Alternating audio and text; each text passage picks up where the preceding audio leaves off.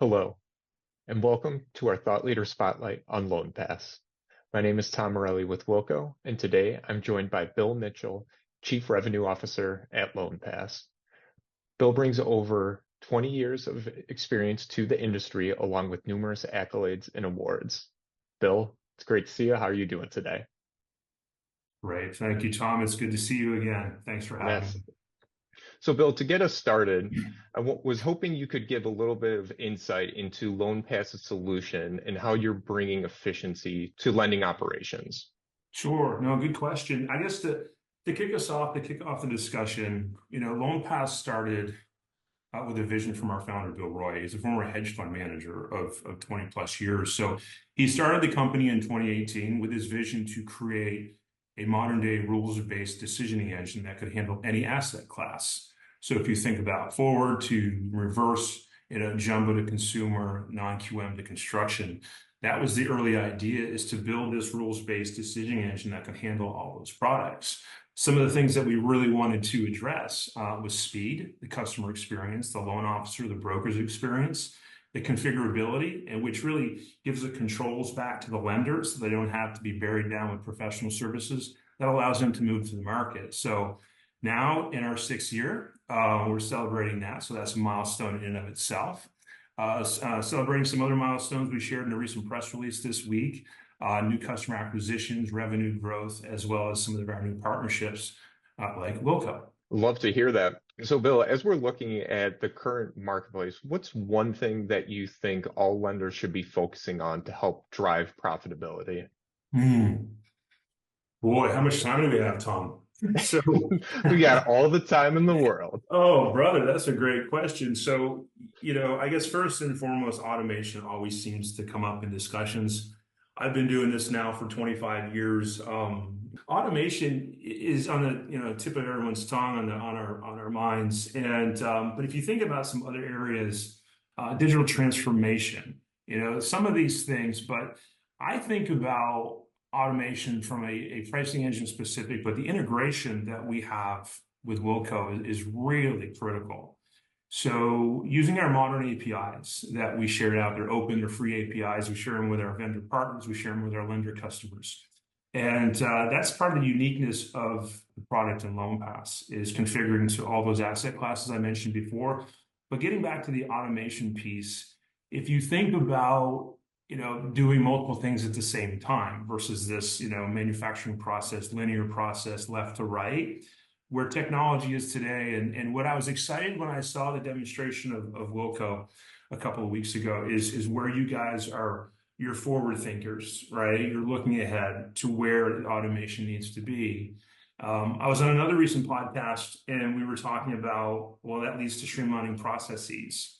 That leads to enhancing skills, of the staff, and looking at everything under a microscope and leveraging your time with the crowbar, I think, is what I shared in that last one. So there's a lot of area in that, right? There's data-driven automation, there's workflow automation, there's compliance automation. It touches every aspect of the workflow. So love the question. And it actually takes me a step further about where we are right now with artificial intelligence. Now, I don't know when it started. Was it 1955 or 65, whatever that year was, then, machine learning, and then fast forward to 2025, can't believe it. But automated underwriting is I think, on the mind of all lenders out there right now. What you can do around automating that. You think about income calculations, compliance, and again, I think back to workflow automation, process automation. Excellent. Something that you mentioned really stood out to me, and it was the standpoint that everyone talks about automation, but there's the people aspect of it that gets lost in the shuffle. And I love that you brought up that automation isn't just there to eliminate jobs. It's there to enhance skill sets. So I absolutely love you bringing that up, because we do often forget the human aspect of it and our teams, and we need to be able to attract top talent in this type of marketplace, and the right tools and automation can help be a pathway for that. Yeah. A good friend in the industry, Jim Deitch, he put out a book a couple of years ago, and one of his books talked about strategic levers, and I leverage that, right? I mean, which levers are executives pulling in today's market? And to your question, it all comes back to automation. But transformation, technical transformation, process transformation. You'll notice that as we joked a little bit before we started the recording about my bullseye, Hmm. so I use this after this. I have a new customer implementation call, and it's been some time since they have moved to a new technology. So this simplifies it, right? It's the Jeep acronym, GEAP, is generic, Hmm. expected, augmented, potential. And through the sales process with them, and this really is a discussion on automation. But in the discussion with them in the sales process, they said a lot of their legacy technology has reached the P, which is the potential state. So you think about adoption from Hmm. visionaries and early thought leaders to early market majority and then laggards. A lot of the lenders now are still using those, I think, laggard technology. Now, it was great in its day. Technology Yeah. moves fast. It moves fast. So is it at its potential state? In most cases, I believe it is. Not all, but in most cases, because of the technical debt. All software companies have it.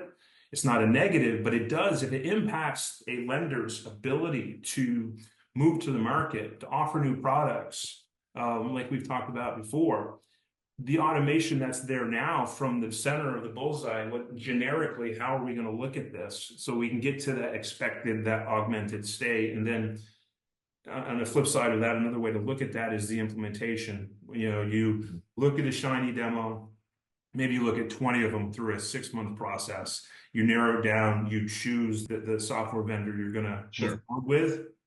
And then, if you didn't take really good notes in your mind, you're kind of taking the best pieces from each one of those, and that's what you have in your solution mindset. But Hmm. you really need to reset when you go into the implementation. So that's another reason why I use the Jeep Bullseye to talk with lenders about implementing new technology, as well as talking about where can we automate. At what stage? Is it day one? Is it day 30, 90, 6 months from now? Where do we align?